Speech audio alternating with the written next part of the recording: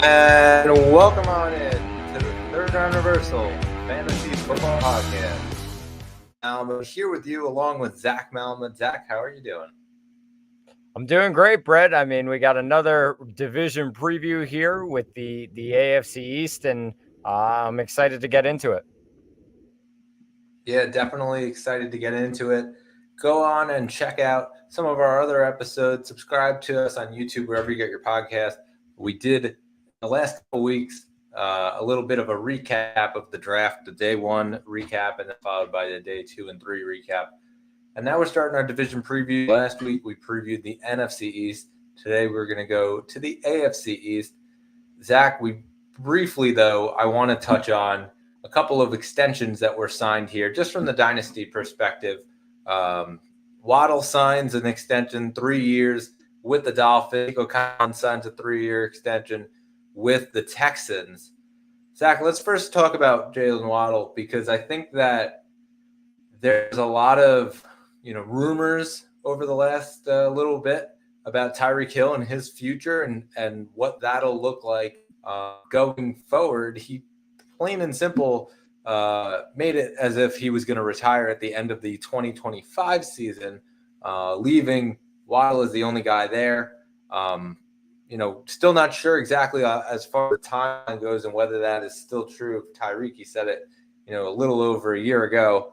But as far as locking down Waddle for 3 years, what do you think that means, at least as a dynasty owner? I mean, it's huge news if you're a Jalen Waddle owner, especially the money that he got, Brett, from the Dolphins. I mean, $84.75 million, but the guaranteed money at $76 million. I mean, that tells you all you need to know.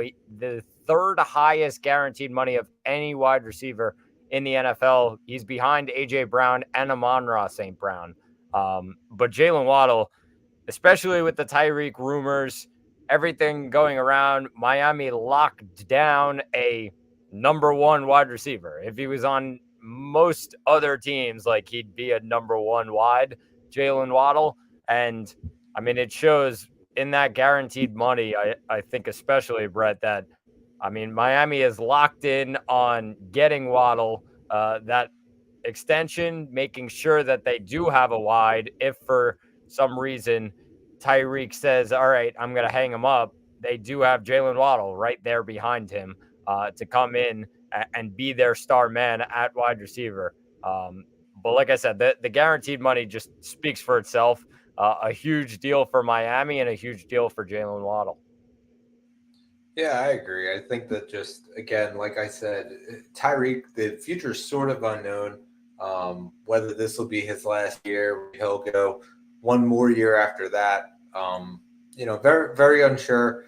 But to be able to lock up Waddle, his whole offense is predicated on speed. And so I think that, Waddle, obviously, he embodies that the same way that Tyreek Hill embodies that, the same way that Devon Achane, embodies that. I think that keeping them consistent, not having any of those questions going forward about his long-term future, I think that sort of says, okay, let's put the distractions aside and to football. I think that having the two of them there on a consistent basis certainly helps. And obviously, as a dynasty owner of Jalen Waddle, I'm thrilled with this news, because I think that it means he has a long-term home there. And if Tyreek does retire, like, he's going to be the number one option. I think that goes without saying there.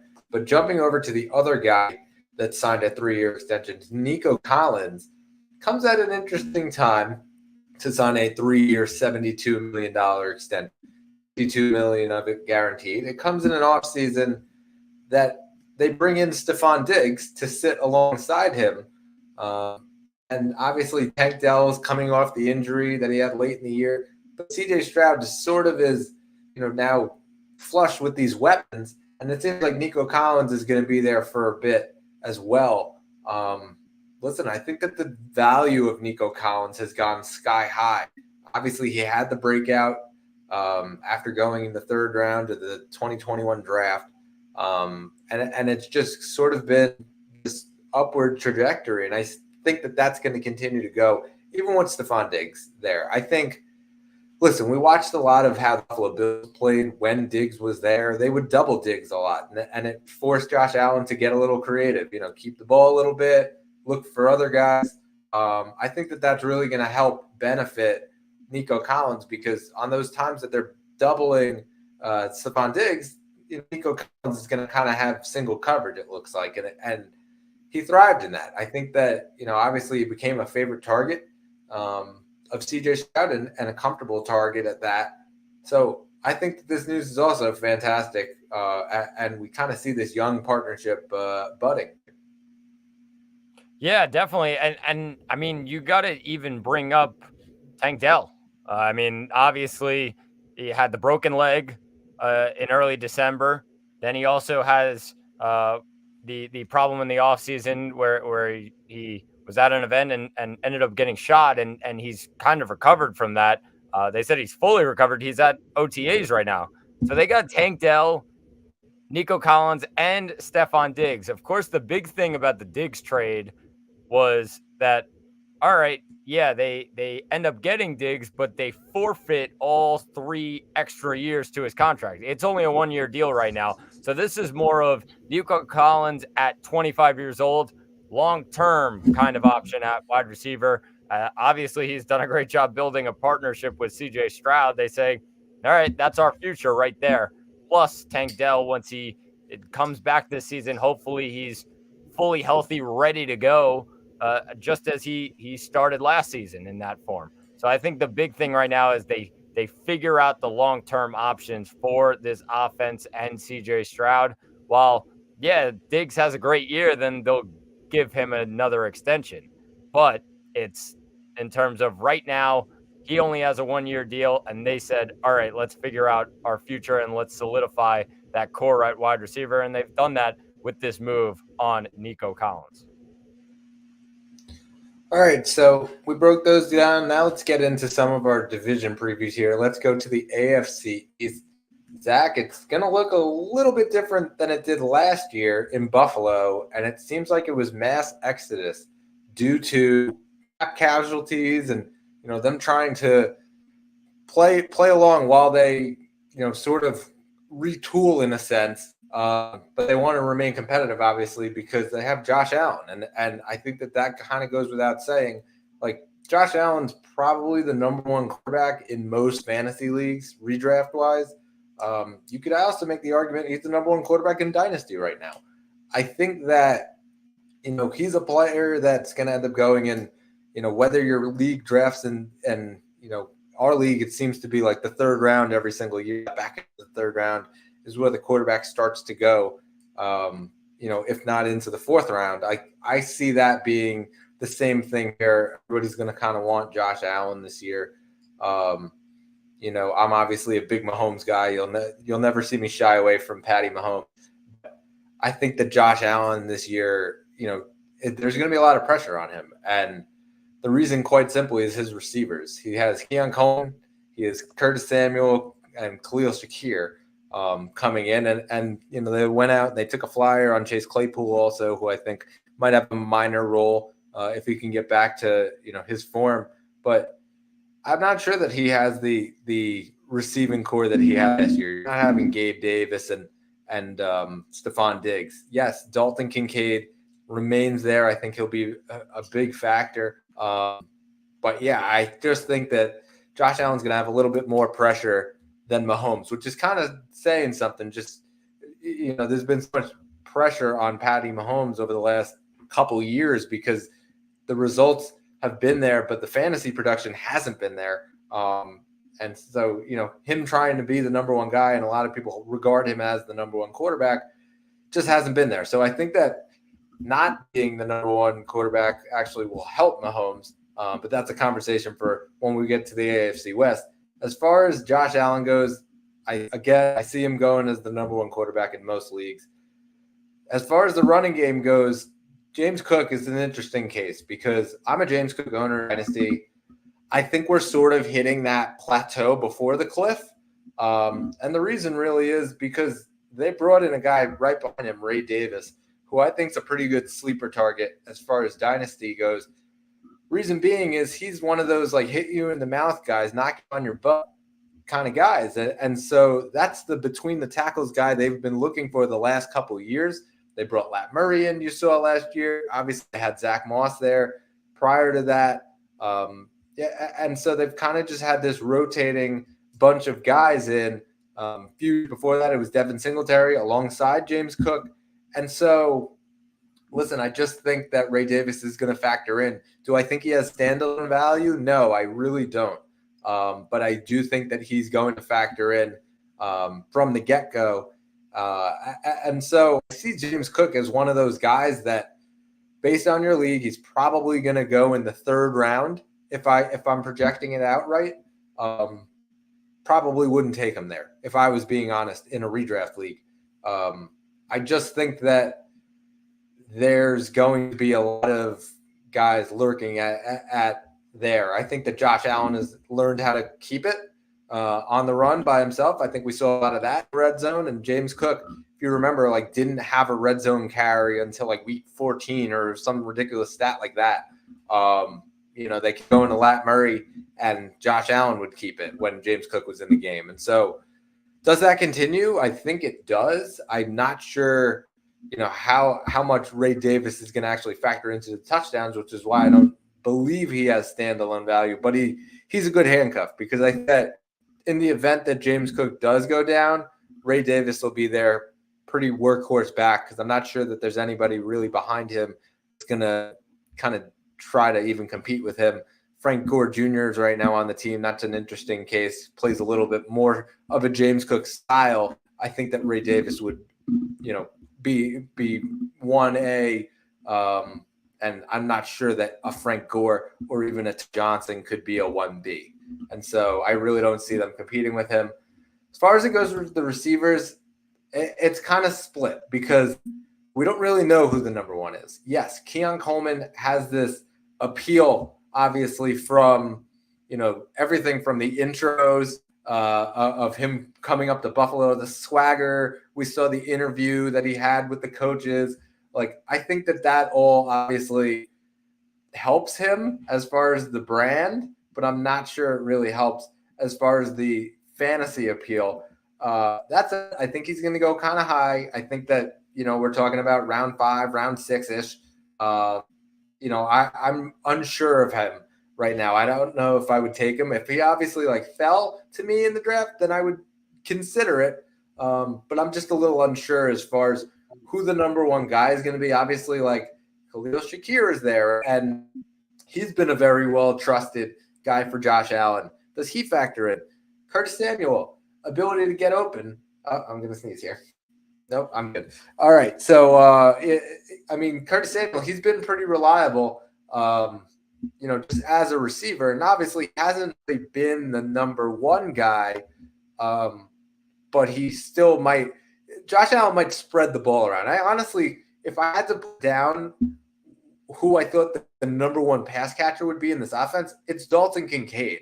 I think that sort of was what we saw over the last – little while here down the stretch of last season. I think Dalton Kincaid really is going to carry this offense from the receiving perspective. And for me, I think that's really going to be one of those first couple guys. As far as the tight end goes, he's probably top 4 tight end. So you're probably, again, round 5, round 6, right around the same range that you would get Keon Coleman. If I had the choice between either of them, I would take Dalton Kincaid 10 out of 10. And I know that, a quote like that could probably get shot back at me in a couple months, but I think Dalton Kincaid, I would take him, 10 times out of 10 over Keon Coleman. And yeah, that's how I kind of see the Bills shaking out here. Zach, what's your thoughts here? Yeah, definitely, Brett. You said a lot of great stuff there. I think with Allen, clearly, in my opinion, is the number one. The stats in fantasy speak for themselves. Since 2019, you ready for the fantasy finishes? QB7, QB1, QB1, QB2, QB1. If you're not looking at that, he's been QB1 3 of the 5 years, and the 2 years that he wasn't, I think he just had a bad year, his rookie years, QB7 or something around that. And then QB2, I mean, yeah, he's right there. So you got to put Josh Allen, especially now in an offense where he doesn't have the same weapons that he's had in previous years, which means he's just going to be in the running game more. Like he's going to be running around. He's going to be running for his life. Just sad to say for Bills fans this year, but that's just the reality. He's going to be running around and trying to do everything. So I definitely put him as the top quarterback. In terms of the running back, I think James Cook is just perfectly in that running back 2 range. Like he's that solid running back 2. I don't think he's going to get too much more than that. Could he? Yes. But I see it as Josh Allen in the running game is going to be a lot bigger this year, especially without those weapons that he doesn't have now, like he had in previous years. I think looking at Cook, he's right in the middle of that RB2 range, but a solid option because in the passing game, I think he's going to have a really big role. And we talk about the lack of weapons for Buffalo. I mean, James Cook is a real solid weapon. He proved that last year. Towards the end of last year, he's a real solid weapon out of the backfield. In terms of the wide receivers, like, yeah, I agree with you. It's kind of hit or miss. Yes, Keon Coleman is the big name right now, but you just don't know because Keon Coleman actually dropped. Like he did drop because he was a second rounder. And the Bills traded down a couple times. They still got him. So that means not many teams were really looking for him. And that's not to say there's something wrong with Keon Coleman, but teams would have probably gone up to get him if they saw a real star caliber player. We don't know he could turn into one, but I'm not going to bank on it from what I've seen in how teams have looked at these wide receivers in this draft class where there's just so many of them. I would say Curtis Samuel probably in the same range as Keon Coleman because you just don't know. It's kind of a guessing game here with this Buffalo wide receiver room, but I completely agree with you when it comes to the tight end. Dalton Kincaid, I would not be surprised, Brett, if we see like just less than it or maybe at it 100 catches from Dalton Kincaid this year. Like I think they are going to be throwing the ball nonstop to him as their number one target because there's the questions of Coleman and Samuel, but also like they need that number one guy. And I think Dalton Kincaid in year 2 can take that step up. It was a solid year 1. Keep it going now in year 2. And I mean, it's his tight end room. It's all him. Like he's got it. It's his job. I think they're going to be really working hard to get him the ball. Like I said, around 100 catches, I wouldn't be surprised at all if he got that. And for that reason, I put, I mean, a lot of people are putting Dalton Kincaid like closer to 10 than they are to like the top 5. I don't see it. I think you can even push him up. Yeah, it's difficult. The tight end room is absolutely packed this year with guys, Brett. Of course, incoming guys like McBride who jump into the top 5. Laporta jumped all the way to the top next to guys like Kelsey. Like, yeah, it's hard to move Dalton Kincaid anywhere. And Njoku had a great year. Kittle's always going to be around there. But Dalton Kincaid is the guy in Buffalo. He is. He's the number one target. So I think it's going to be a great year for him. Definitely a guy I'm going to be looking at this year. Yeah, I just think of our poor Uncle Chuck who traded away Dalton Kincaid in a deal where he got Sam Howell back in the Superflex. And so, yeah, not great times. But I digress. We go to the next team here, the Miami Dolphins, who we kind of talked about at the top of the show. But let's just quickly go through them here. It starts with Tyreek Hill because I think Tyreek Hill is just one of the most dynamic players in the entire sport. Obviously, like the ability for him to go downfield that quickly, get open that quickly, the amount we award in our league, a 40-yard catch bonus. I think that Tyreek hits that at least twice a week, which is crazy. And we also have a 40-yard touchdown bonus, and so he hits those too. But I think that, Tyreek, he probably, for me, is the number 2 receiver in this class.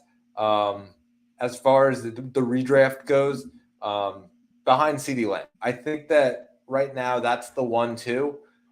I'm down on Jefferson, and obviously, I think it really comes down to the quarterback play. Ja'Marr Chase, I'm just a little bit scared of what happens in the middle of the season if T. Higgins leaves, and then we're getting triple teamed here. I'm unsure of it, and that's the only reason why I put Tyreek Hill ahead of Ja'Marr Chase. I would say that those 3 guys right now. I mean, you can make the argument that any one of them should be ahead of the other between Hill and Lamb. I just think that those 3 guys are right there neck and neck. And they're within the top 5 picks, I would say, pretty much every single draft. Tyreek, listen, this is a season where Tyreek might be having his final season, might have 2 years left. From a dynasty perspective, if you're a Tyreek owner and you're rebuilding, this might be a huge cash out here that can pay off in huge dividends, because I think you're only really talking about 2 years here. That said, if you're right there on the cusp in the middle, I'm not trading him. I'm riding off into the sunset with him. And obviously the contender, you're not even thinking about flipping him at all. I just think that the element of being able to put up those 20-point weeks, those 30-point weeks even, not a lot of players in this league have the ability to do that. Tyreek does that pretty consistently. And so for me, I think that Tyreek is right there at the top of the draft. And obviously, if you're a contender, middle, don't flip him at all. As far as Jalen Waddle goes, I think it's interesting because, he is the second guy. We don't really treat him as such. And so he goes right in that round 5, very high end, tight end 2, or wide receiver 2. Obviously the weeks that Tyreek isn't there, like, he's the number 1 guy. And if, they're obviously trying to watch the long ball from Tyreek, well, then Waddle's open over the middle. And so I think that it's been a pretty consistent 1-2 punch with them. I don't see that changing. I think that Waddle is, fairly placed right there in the middle tier to the high tier of the wide receiver 2s. I'm honestly staying away from Devon Achane this year. I had him on my redraft team last year. I thought he was good. And listen, you talk about some of the things that he was able to do, and it was pretty cool to watch. That said, I think that watching him go as a top 15 running back is crazy. I think that, he still has Mostert sitting there as the goal line back, and they're going to continue to do that and get Mostert as many touchdowns as they possibly can. I think that that's sort of just the thing that makes the coach giddy, is getting to the 1-yard line so he can put Mostert in to get him a touchdown. I think that was a lot of fun for them last year. They're going to continue to do that. If you look back at Achane's stats from the last year, he was outside the top 30 5 times. And I think that not a lot of people talk about that because they talk about that one game that he had where he had 203 yards. And so people kind of get lost in the shuffle about it because obviously you like the hot rookie and he came out flying. But I think that, obviously we saw the injuries and the concerns there. They do go out and they get another running back to play in the 3-head monster now with Mostert and Jalen Wright. I think that for me, I'm staying away from Achane.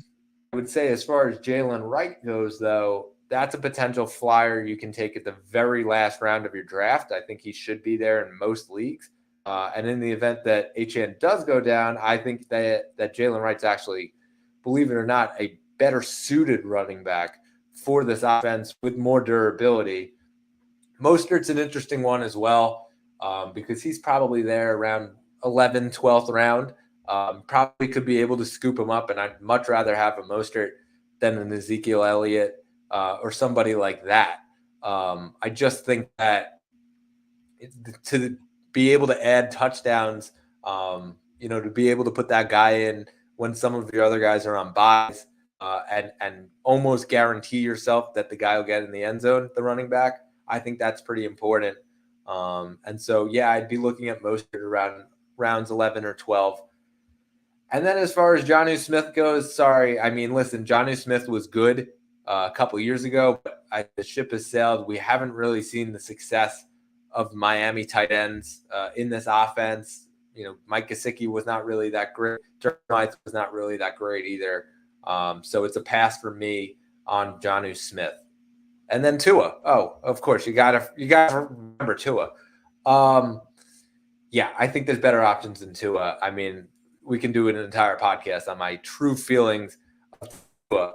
I just think like for the amount of draft capital that a lot of people put in for Tua Tagovailoa, I think that there's better options.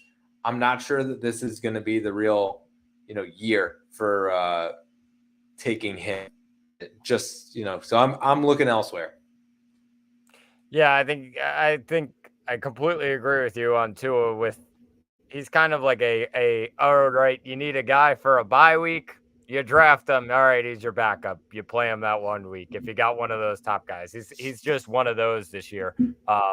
It really, Zach, it really just comes down to injuries. I mean, he was talking about retirement like over the offseason, like last year, and the head injuries. I wouldn't be comfortable picking him as my quarterback one under if he's going to make it through the whole season.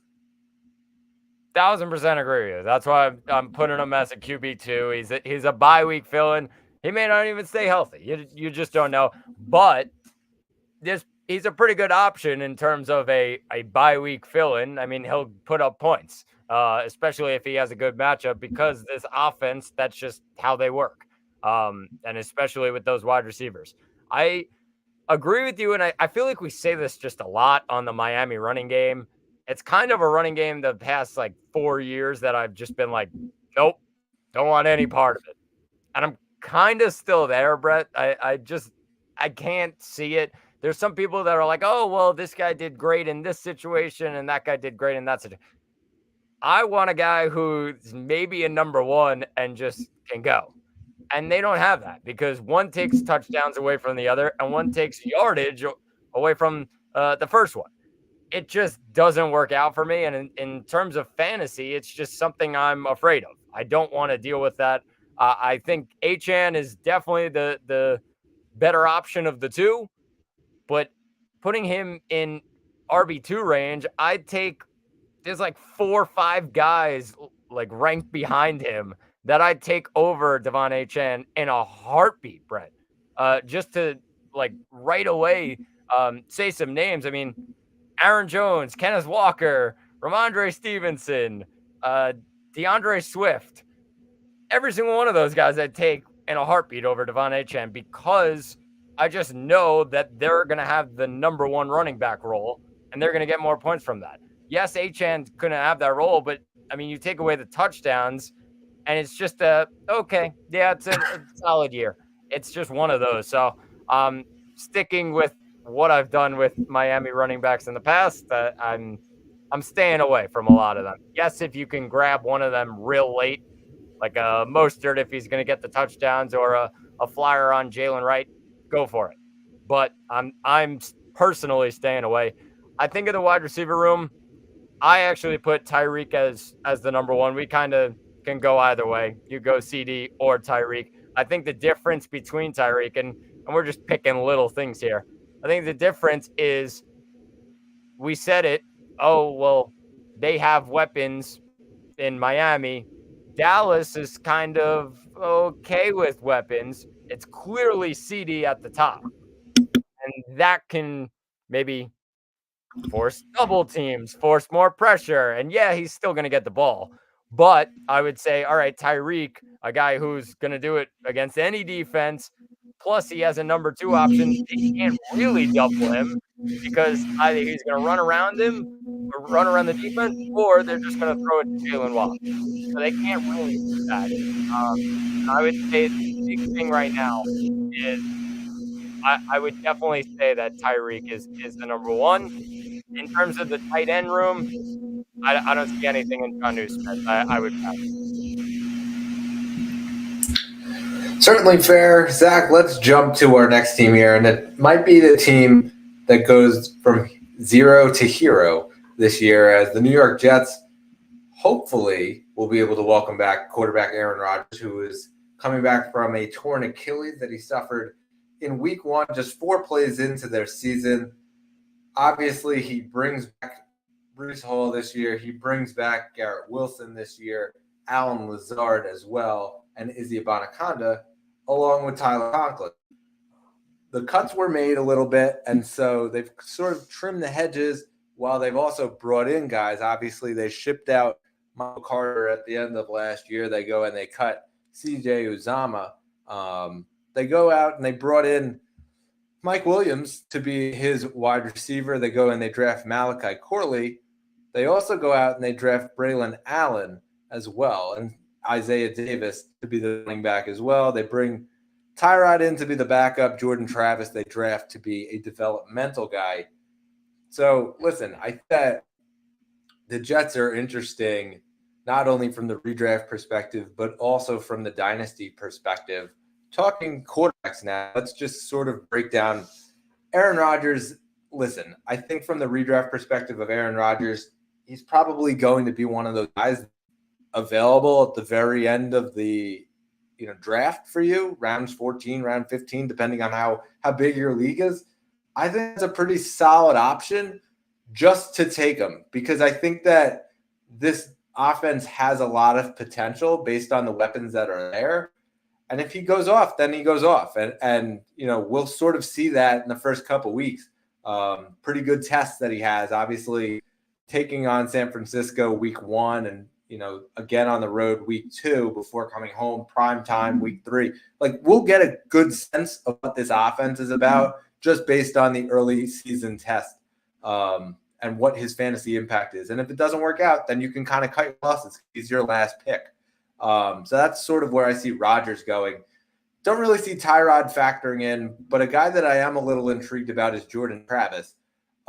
Just from the dynasty perspective, I think that there is that element of, listen, he was able to do this in college. He slipped in draft because he kind of got injured. And so he wasn't going to be that immediate pick.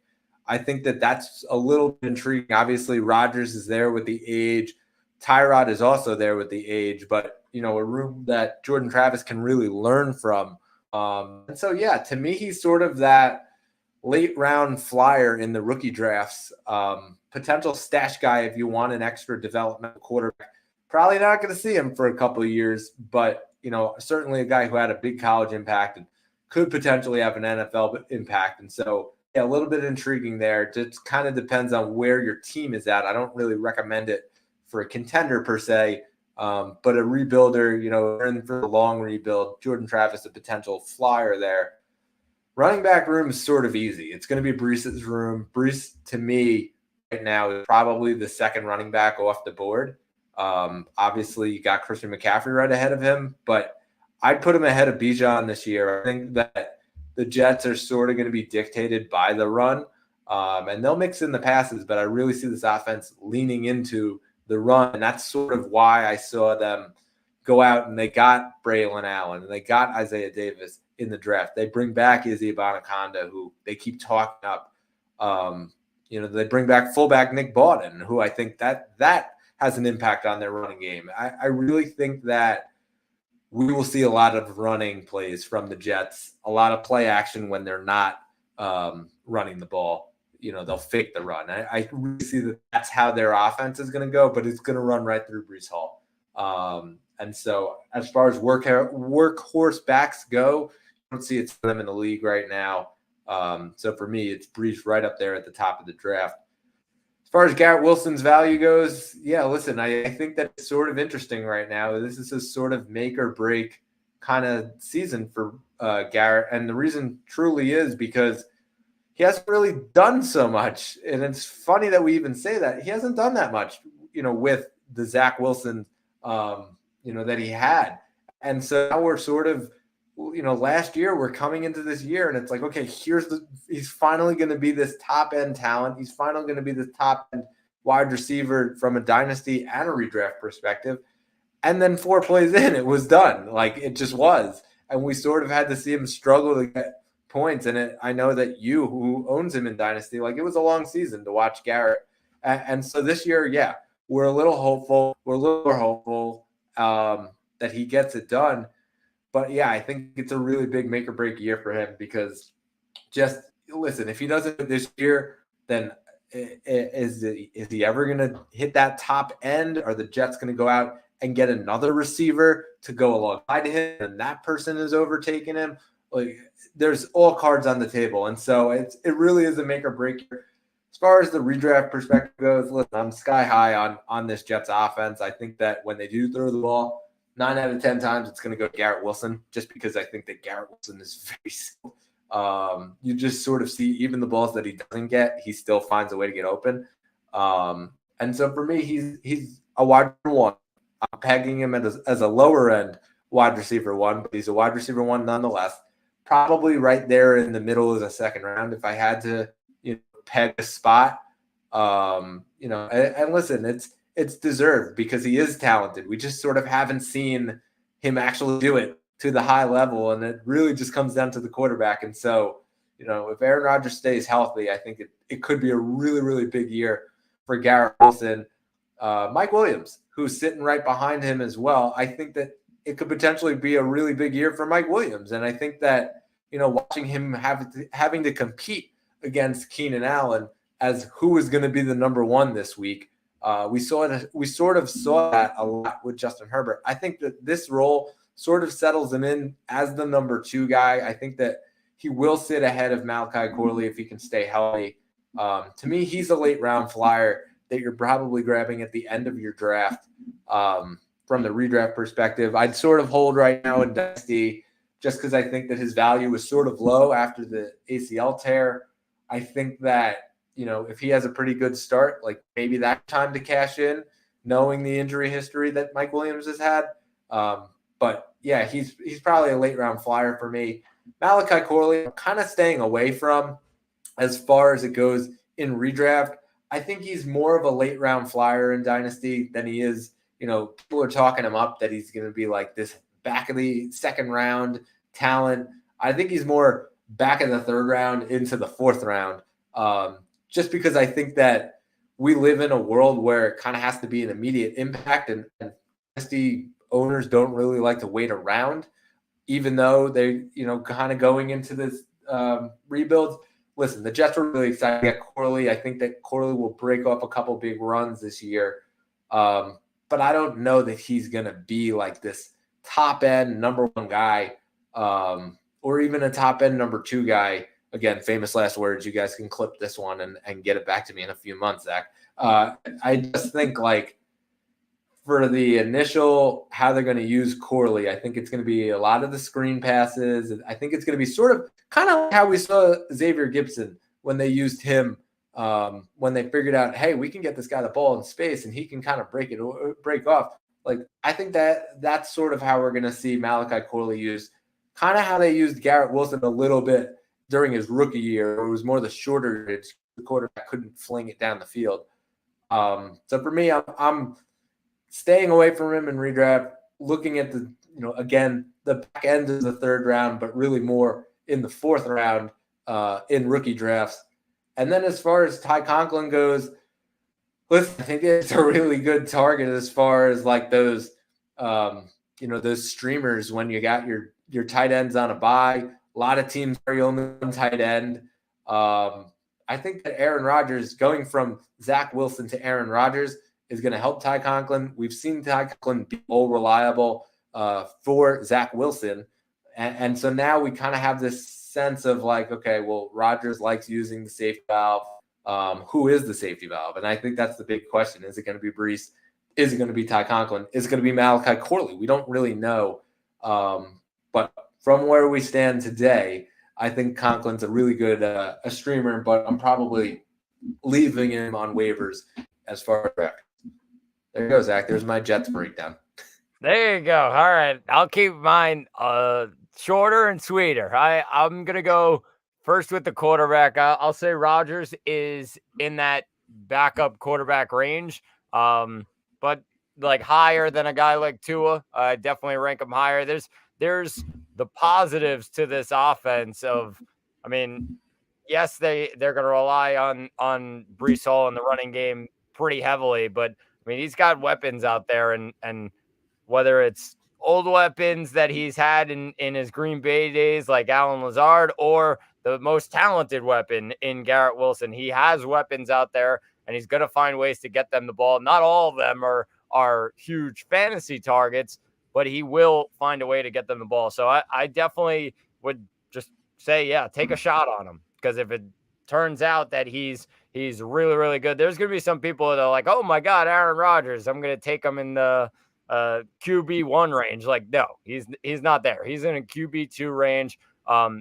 But take a shot on him definitely as a backup. I think he's a real solid backup quarterback option in fantasy this year. In terms of the running back, yeah, Brees is number 2. I agree with you. I think it's more because of Brees being like that guy that does almost everything. I feel like in Atlanta, yeah, they're going to get Bijan the ball more than they did last year. Yeah, there was kind of a little bit of Bijan, then a little bit of Algier. I would say, yes, it gets more towards Bijan this year, but still not enough that I would put him ahead of a guy like Brees Hall, who I think is just going to get the ball almost always when he's at the running back position. And they're going to run the ball more, I believe, with Aaron Rodgers at quarterback than Atlanta will. They have a lot of weapons out wide, plus they have Kirk Cousins, who they throw the ball. I think that'll be a real interesting topic there. But I definitely put Brees ahead of it. I would say in the wide receiver room, Garrett's in the top 10 easily. Like he's up there. And whether you 12-team league, let's say you put him on the first to second round swing, like he's right in that range. You could say, all right, in a 10-team league, he's a second rounder. Yeah, I mean, he's right there though. I would say probably, especially with us living in New York, we're going to be in drafts that everybody's going to say, oh, got to go get Garrett Wilson. There's going to be drafts like that, and why not? This is the year to do it. We said that last year, but I think this now, Brett, is the year of Garrett Wilson and turning him into a top wide receiver in fantasy football. I think with Mike Williams, I just put him in the late round flyer range. I agree with you, because it's just so boom or bust, number one, with Mike Williams. And yes, that can change in New York, but I don't think it will with Brees Hall and Garrett Wilson there. Plus, with it being boom and bust and the injuries, it's kind of a guy I'm like, oh no, what do I do? And just throw him on the bench, I guess.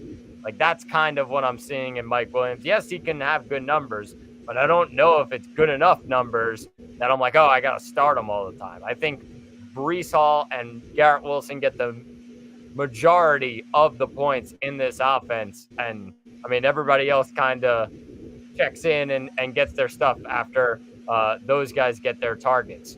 I would say in the tight end room, I agree with you with Conklin. He's a backup tight end, but I would say probably a lower end tight end too, because the tight end room is kind of packed this year. We've seen it more and more. We also added a couple tight ends. Like there's some tight ends in there that are real hot commodities for this year. So I would say he's a lower end tight end too, but still going to get targets in this offense, definitely with Rodgers at quarterback. All right, so breaking down our last team here, and it's obviously the end of an era in New England as Bill Belichick departs, and they obviously bring in Gerard Mayo, or they retain Gerard Mayo and promote him to head coach. Zach, it's a bit of a different look here for the Patriots. They obviously get rid of their quarterback, and they end up bringing in Drake May in the draft, who I think is going to be a pretty good quarterback. I'm not sure if it's going to happen this year. I think that, from the dynasty perspective of Drake May, he's probably right in the middle of the first round, I would say. We talked about it in Superflex. I think we pegged him at like the 7th pick or so, 6th or 7th. I think that early in the season we might see Jacoby Brissett, just because I think they're going to try to get Drake May a little bit more comfortable. And so for me, I'm obviously staying away from both of those guys in the redraft standpoint. As far as it goes at running back, it's really just Ramondre Stevenson for me. I think that he's probably going to go in like that round 6, round 7 sort of turn, like that third tier of running back. And I think that I'd feel more comfortable there if Jacoby Brissett is there rather than if Drake May is there. I think that we'll sort of have time to figure out who the starting quarterbacks be. I think that'll kind of come out. But if they do go with Jacoby Brissett, I think that Ramondre Stevenson's actually going to get the ball more from a passing standpoint, and that's the reason why I would take him there. Yes, they brought in Antonio Gibson, and while he was appealing over in Washington, I'm not sure he's going to have much of a role, just because I think Ramondre sort of plays both roles. That said, I don't know that I think that Ramondre will get more run on the ground if Drake May is there than anything. That said, as far as the receivers go, it's sort of, a who's who. They bring Pop Douglas back. They go and they draft Jalen Polk. They go and they draft Javon Baker. Kendrick Bourne comes back. They bring back Juju Smith-Schuster as well. And then they bring in KJ Osborne, who I loved KJ Osborne when he was in Minnesota. I don't know if he's going to have a role. I think it's a potential waiver guy that we're talking about in, week 6 or week 7 into the season. KJ Osborne might be a guy we are talking about who becomes all reliable. As far as the redraft goes, I'm not picking any of these guys because I think there's too many guys. We don't really know who number 1 is. We don't really even know who number 2 is, which is kind of crazy. So, yeah, I'm staying away from the entire New England receiver core until further notice. As far as it goes in the dynasty landscape, I think that you can't really deny the talent that Jalen Polk has, ability to get open over the middle and things like that, good in open space. So for me, he's probably a third rounder in the rookie draft, probably towards the top of the end of round 3, if not the very bottom end of round 2. I can see him going in some leagues. Javon Baker's a little bit interesting, though. And yes, he didn't go as the 37th the way that Jalen Polk went, but ability to catch over the top. I think we're going to see a lot of that. Early reports about how much they love this guy.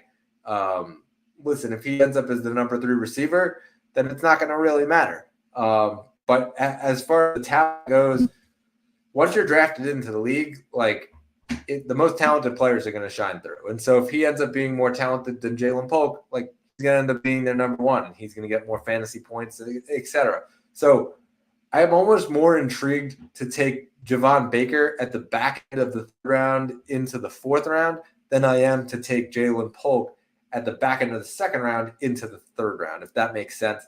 And Hunter Henry's kind of that flyer that, again, like I said about Conklin, he sort of just was all reliable. And I think that as far as Kobe Beck goes, he likes to use the tight end. As far as Drake May goes, might be able to use him as a safety valve if they get to the red zone. Might be one of those red zone targets. So he's a streamer for me. I'm not picking him on my team, but as far as the streaming option, I think that he could present a touchdown dependent boomer bust sort of option off of waivers. Yeah, agreed, Brett. I think, Henry being there is probably, he's a low end tight end too. Streaming option. Yeah, if you need a touchdown one week, you hope he falls into the end zone, maybe a bye week kind of player. But he also has Austin Hooper there now. So it's crowded in the tight end room. And I don't think I was sitting here giggling. I don't think it could get more crowded than the New England wide receiver room, Brett, right now. There's 7 guys that I'd say, oh, yeah, they could be the number 1. I just don't know. I didn't even name Tyquan Thornton or Kayshon Boutte or Jalen Reagor. Those guys are also on the team right now. So it's just crazy to me. Exactly. So I'm looking at it, I have no clue. So for that reason, just like it is any other year, the New England wide receiver room, and I feel for Patriots fans who want to draft the New England wide receivers, because they have the hardest time of any. They're like, oh, I want to draft somebody for my team.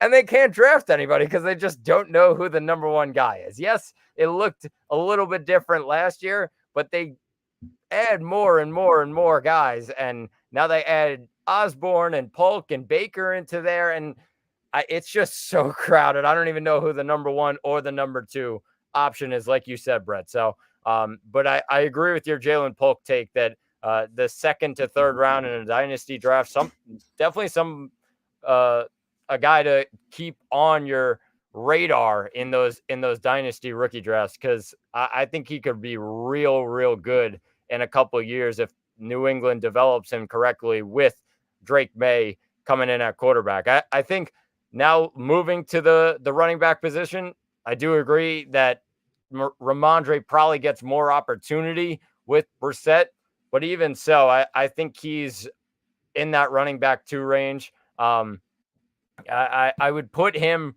right in the middle of it because I just think the opportunity is there. This is kind of the year of, all right, develop the rookie quarterback behind Jacoby Brissett and make it that kind of hard-nosed kind of football that New England's looking for.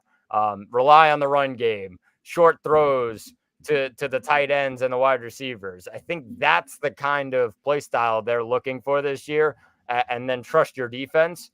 I really feel like that's what New England is looking for, and that helps Ramondre Stevenson tremendously. The only thing that kept Ramondre back from having a real solid fantasy finish was that he got injured. He got injured, I think it was like week 10 or week 11.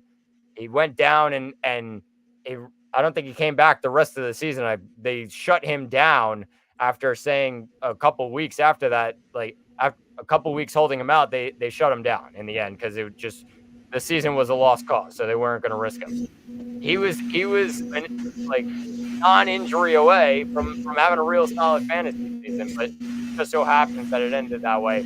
He's a RB2, like I said, and then at quarterback, I mean, you know what to do here. It's a rookie quarterback behind a veteran quarterback who we'll find out when Drake May comes in. If he comes in at all, this is a development year, and we'll see what happens. But yeah, you said it today in the first round of Superflex.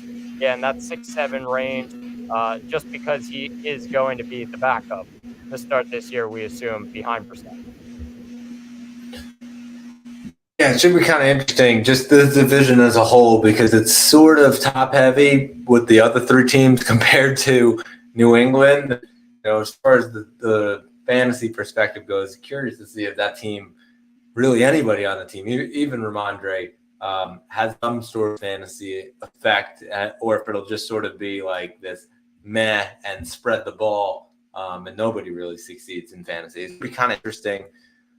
Zach, let's quickly just preview a little bit of our next episode that we'll tackle, which is the NFC North. Zach, this is an interesting division. Obviously, Justin Fields is now out and Caleb Williams is now in. Cousins is now out and JJ McCarthy is now in. Obviously, they bring Jordan Love back to Green Bay, and he is the second most experienced starter behind Jared Goff, who comes off a huge year in Detroit. And obviously, the accolades of Amon-Ra St. Brown, I think, should be duly noted. And then obviously we talk, Chicago, like their whole team looks totally different than it did just a year ago. And obviously they bring in Keenan Allen. And so just what's your outlook on any of these teams? Pick any of them.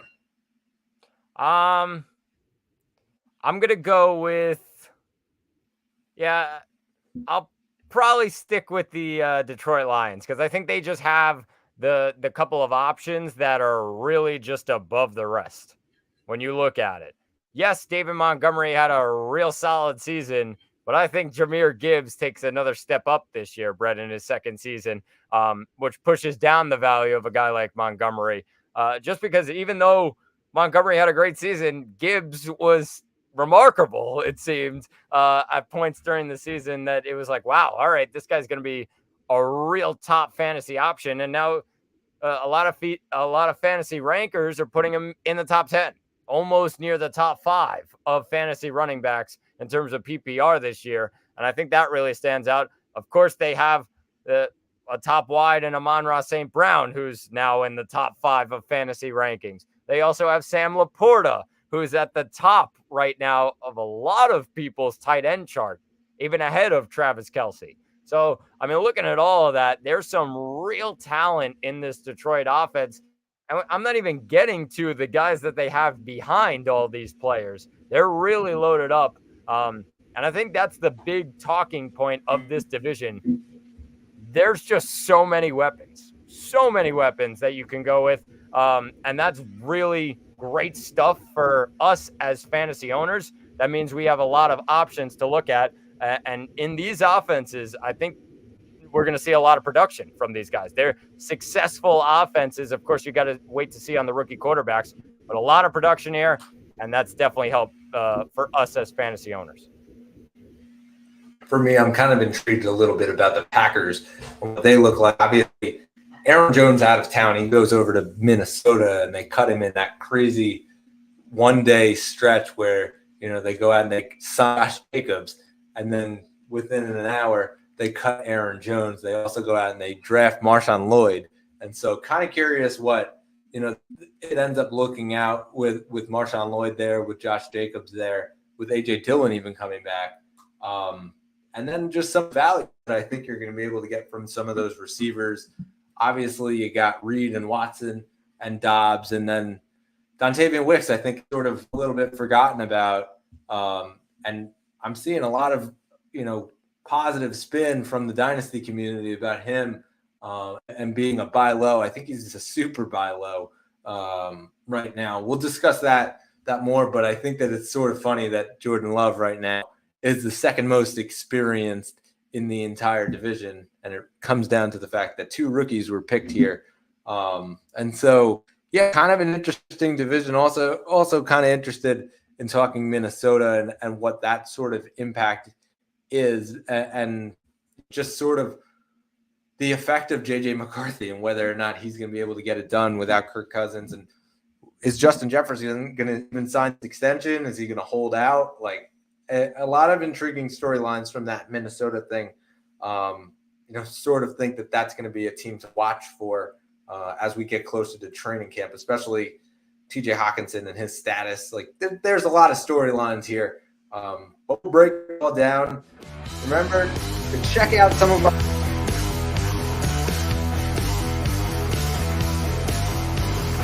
darkest before the dawn. We shall rise yet again for the Third Round Reversal Fantasy Football Podcast. Jack Alvin and Brett Malva signing off. We'll catch you on the next one.